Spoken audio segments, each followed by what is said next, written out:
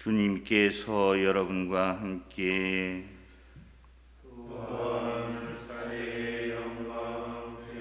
루카가 전한 거룩한 복음입니다.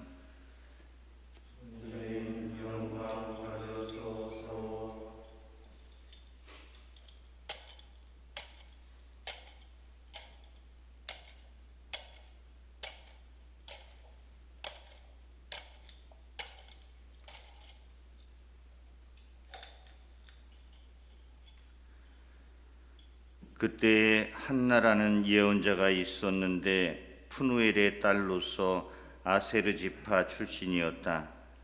나이가 매우 많은 이 여자는 혼인하여 남편과 7해를 살고서는 84살이 되도록 과부로 지냈다. 그리고 성전을 떠나는 일 없이 단식하고 기도하며 밤낮으로 하느님을 섬겼다. 그런데 이 한나도 같은 때에 나와 하느님께 감사드리며 예루살렘의 속량을 기다리는 모든 이에게 그 아기에 대하여 이야기하였다.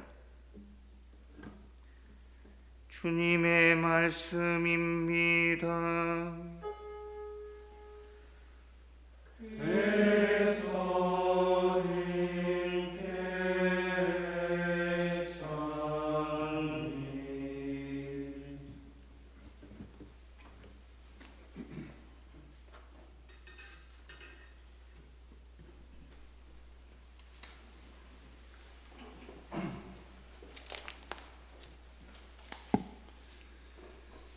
네, 우리가 오늘 축일로 지내는 이 프란치스카 로마나 성녀, 로마의 프란치스카 성녀다 해서 로마나가 붙었죠.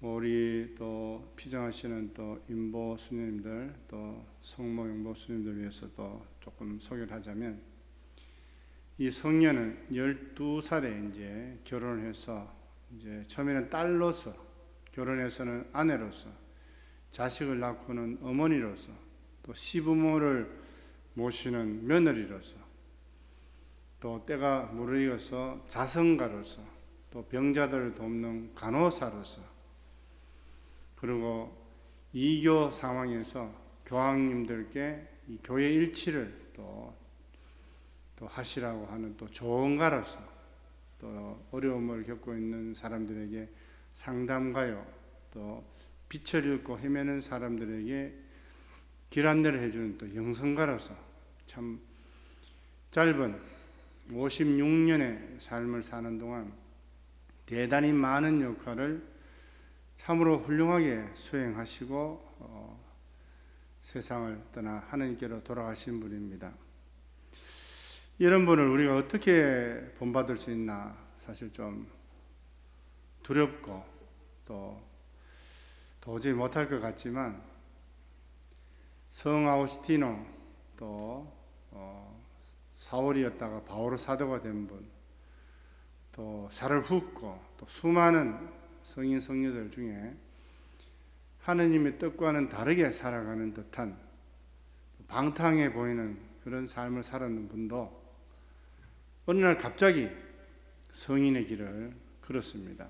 프란치스코 성인도 그랬고 이냐시오 노열라 성인도 그랬고, 그래서 우리가 지향만 갖고 있으면, 비록 몰라서 하나님 뜻을 몰라서 다르게 살았다 하더라도 하나님을 찾는 마음만 있으면 하나님이 언젠가 어느 순간 갑자기 성인의 길로 살 수 있도록 해 주실 겁니다.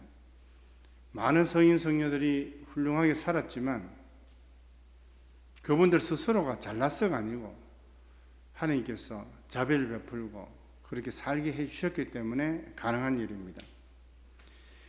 그래서 오늘 이 프란치스카 로마나 성녀의 영성 또는 우리에게 전해주는 그 메시지를 2008년 7월 4일 날 몬테올리베토 대수돈에서 젊은 수도자들 모임 때 벽에 프랑스 북부에 있는 파리 북부에 있는 노르망디에 있는 백수돈의 성녀 프란치스카 로마나 성녀가 창설했던 봉헌 수녀원에 있는 사라 라켈 수녀님이 강의를 한 게 있습니다. 그것이 굉장히 오늘날에도 유효하고, 그래서 모든 성인 성녀들의 메시지는 몇천 년이 됐건 간에 시대를 초월해서 성령의 감도로 우리에게 이 시대에 맞는 그러한 영성을 전해주는 것 같습니다. 그래서 한번 이 우리 어머니요 영적 성인 이 프란시스카 로마나 성녀의 이 메시지를 제가 한번 인용을 해서 말씀을 드리겠습니다.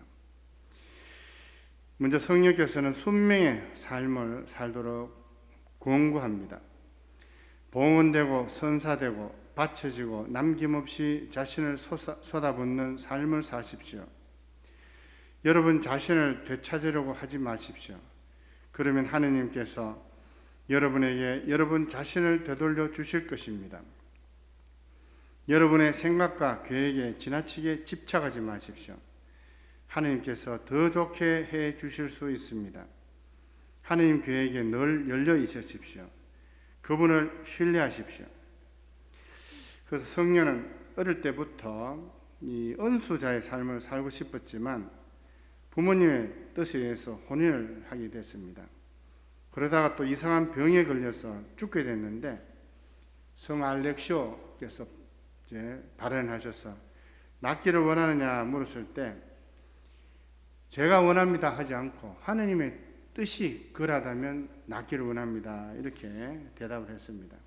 그래서 항상 남편과 아이들 또 하인들과 이웃들의 요청에 대해서도 항상 열린 마음으로 예라고 노라고 하는 법이 거의 없었습니다. 항상 예라고 했고, 그리고 1425년 8월 15일 날 성령께서 현재 우리 로마 콜로세움 앞에 있는 그전엔 산타 마리아 노바였는데 성령 이름을 따서 프란시스카 로마나 수도원이라고 이름 지어진 그곳에 봉헌자가 됩니다. 그것도 뭐 계획적으로 한 것이 아니고 우연히 이제 성령께서 이 공동체를 알게 되고 이제 드나들면서 안토넬로 수사님을 고백사제로 모시고 지도를 받던 중에 그런 또 영감을 받아서 동료 6명과 함께 봉헌 생활을 하게 됩니다. 그러다가 다시 1433년도 3월 25일 날 함께 봉헌한 자매들과 함께 공동체를 이렇게 설립을 합니다. 그런데 공동체를 설립해서 수녀로서 살면서도 희한하게 프란시스카 로마나 우리 수도원의 봉헌자의 신분은 그대로 또 유지를 또 했습니다. 그런데 본인 마음으로는 자기가 창설한 수녀원에 입회하고 싶었지만 처음에는 남편이 참 박해를 많이 했습니다. 그러다가 남편이 자신의 아내가 성령인 걸 알고 내가 죽기 전에는 나를 좀 돌봐주다가 죽고 나서 당신 원하는 대로 하시오. 또 그 요청을 받아들여서 이제 남편이 돌아가실 때까지 그대로 결혼 생활을 유지하면서 남편을 돌봅니다. 그러다가 1436년 5월 20일 날 남편이 타계하자 52세 때 자기가 창설한 수녀원의 문 앞에 겸손의 표시로 쇠사슬로 몸을 묶고 이제 받아주기를 청합니다. 그래서 이제 그 수녀원에 들어가서 수도 생활을 정말로 모든 것을 맡기고 이제 그동안 너무 힘든 삶, 고단한 삶을 살았기에 모든 걸 맡기고 이제 살고 싶어 했는데 입회를 해서 수련을 마치자마자 원장이었던 수녀님이 이 성녀에게 자기 원장 자리를 물려주고 자신은 급히 내려오고 다시 할 수 없이 이 공동체 어머니로서의 또 역할을 받아들일 수밖에 없었습니다. 그래서 이 성녀의 삶은 항상 예라는 자기 자신의 뜻이 아니라 하느님의 뜻에 순명하는 예라는 그런 삶이었습니다. 여러분은 대담한 영성을 지니십시오. 하느님께 전부를 바치면 그분은 전부를 되돌려 주십니다. 툭 트여 막힘없는 영성을 지니십시오. 하느님께 전부를 청하십시오.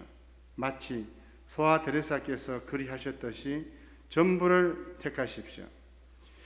그래서 하느님께서는 당신께 전부를 맡긴 이 성령의 모든 청을 다 들어주십니다. 그래서 여러 가지 기적들이 많이 일어나는데, 가난한 사람들에게 자선을 베풀기 위해서 자신의 집에 있는 시부모로부터 이제 관리 책임을 맡은 그 집안에 있는 곳간에 있는 포도주와 곡식도 다 이제 가난한 사람들 퍼줍니다. 이것을 안 시부모님과 남편이 노발대발을 해서 이 자리를 뺏으려고 곳간으로 가보자 그랬는데, 다 주었던 그 곳간에 곡식이 거득하고 향기로운 포도주가 거득했습니다. 그래서 시부모님과 남편이 오해를 했나 해서 다시 곳간 창고를 돌려줬다는 그런 기적도 났습니다. 그리고 어떨 때는 아기 예수님을 안아보고 싶다는 청을 드리기도 하고, 또 예수님의 옆구리 상처 속으로 들어가고 싶다는 청을 했는데 하나님께서 다 들어주셨어요. 그래서 하늘나라 영들한테 욕을 먹었다 하는 그런 장면도 있습니다. 왜 무리한 청을 하나님께 하느냐. 그런데도 하나님께서는 그러한 청까지도 다 들어주셨습니다. 두 번째 면을 보면은 이 성령은 항상 타인을 위해서, 타인에 대한 그 연민 속에서 살았던 분입니다. 연민으로 가득 찬 존재가 되십시오. 형제 자매들의 좌절과 가난을 깊이 함께 아파하는 마음을 지니십시오. 그래서 당시는 종교적 분란을 일으켜서 남자들이 대부분 전쟁터로 끌려가고 포로가 되고 또 죽는 상황이 있었는데, 이런 때 남아있는 그 아내자들과 고아들에 대해서 자기 자신이 할 수 있는 모든 것을 다했습니다.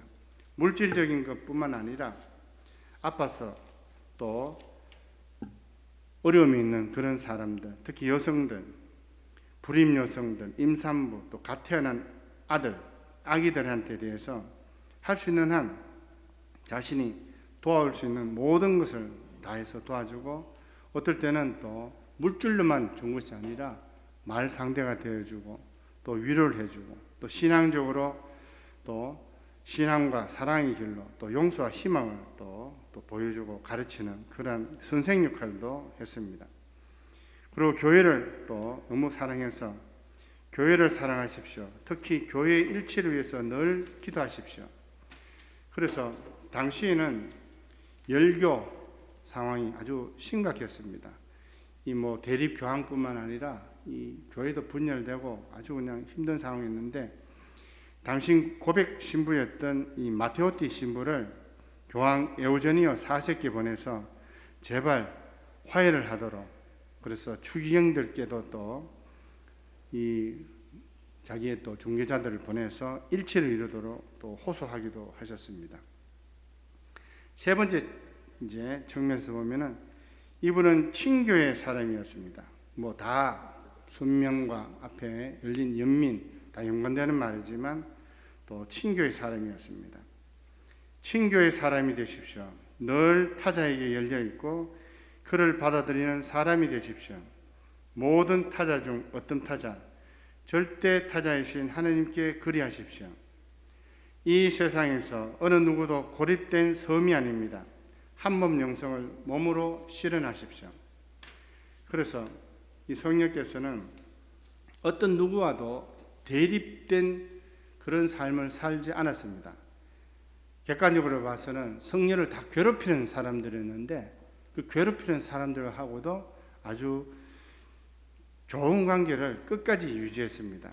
남편 또한 마찬가지였습니다. 남편도 그렇게 괴롭혔지만 끝까지 남편한테 충실했고, 또 자녀들도 어릴 때 정말 사랑했던 자녀들도 이제 죽기까지 했지만은, 그래서 자기가 원장 수녀로 있을 때도 막내 아들 바티스타가 죽을 무렵에 어머니를 찾는다는 이야기 듣고 조금도 망설이지 않고 아들을 찾아갔습니다. 그래서 아들을 간호하다가 다시 수년 돌아왔는데, 사실 너무 심한 간호를 해서 그 때문에 중병을 얻어서 성령께서 결국 돌아가시게 된 그런 계기가 됩니다. 또 시부모님 마찬가지였습니다. 시부모님도 처음에 엄청나게 박해를 했습니다.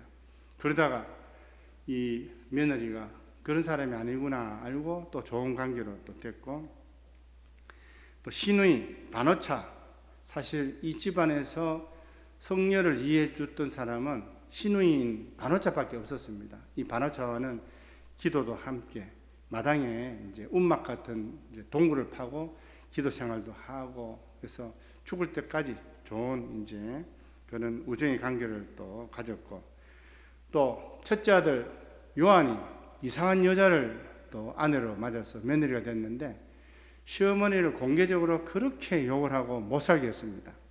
그래서 이 며느리가 갑자기 어느 날 쓰러져서 전신마비가 됐는데, 이때도 이 시어머니 프란시스카 로마나 성녀가 매일 그렇게 주무르고 또 간호하고 기도를 해서 이제 치유를 시켰습니다.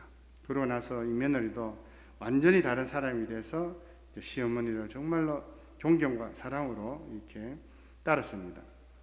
또 프란시스카 성녀는 집안 사람들뿐만 아니라 외부의 사람들, 특별히 1425년 산타마리아 노바, 우리 올리베타노 수도원에서 계신 수사님들과 아들이자 또는 아버지자 형제의 그런 관계를 이렇게 가졌습니다. 이 분들 중에는 히폴리토라는 그러한 수사님 계셨는데,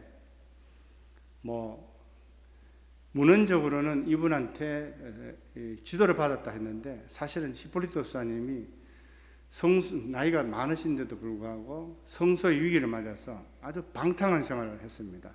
그 성녀를 만나서 또 제자리에 돌아오게 되고, 또 성녀에게 또 큰 도움을 또 받는 또 그러한 사람이었습니다. 그래서 성녀께서는 비단 이 지상에 있는 분들과 친교를 맺은 것이 아니라 천상에 있는 분들, 특별히 창설 무렵에 조언을 받았던 성모님, 사도 베드로, 사도 바오로, 성녀 마리아 막달레나, 이런 분들께도, 천상에 있는 분들께도 조언을 받고 친교 속에서 살았습니다. 이렇게 말씀하십니다. 사랑하기를 좋아하십시오. 여러분의 우정과 인간관계에 충실하십시오. 어머니가 되고 딸이 되고 누이가 되십시오. 아버지가 되고 아들이 되고 형제가 되십시오. 풍요로운 인간관계를 가꾸어 나가십시오. 성찬의 사람이 되십시오. 어떻게 보면 성령께서는 이렇게 다양한 활동도 하시고 우리가 감히 좀 따라가겠나 싶을 정도로 많은 또 성인 성녀들하고 친교를 또 맺고 또 사셨습니다. 그래서 우리가 감히 좀 흉내내기가 어렵다 싶어도 이분이 그렇게 살았던 것은 우리하고 같은 인간 조건을 가지고 살았기 때문에 우리도 가능한 거죠. 그래서 이분처럼 참으로 그렇게 살고 싶은 원인만 있다면 하나님께서 우리도 프란시스카 로마나 성녀처럼 그러한 순명의 사람, 또 연면의 사람, 또 친교의 사람으로 또 살게 또 해주실 겁니다. 그래서 이 성녀에게 오늘 특별히 정구를 청하면서 또 성녀의 그 삶을 우리가 살 수 있도록 하나님께 특별히 우리 간절히 또 기도했으면 좋겠습니다.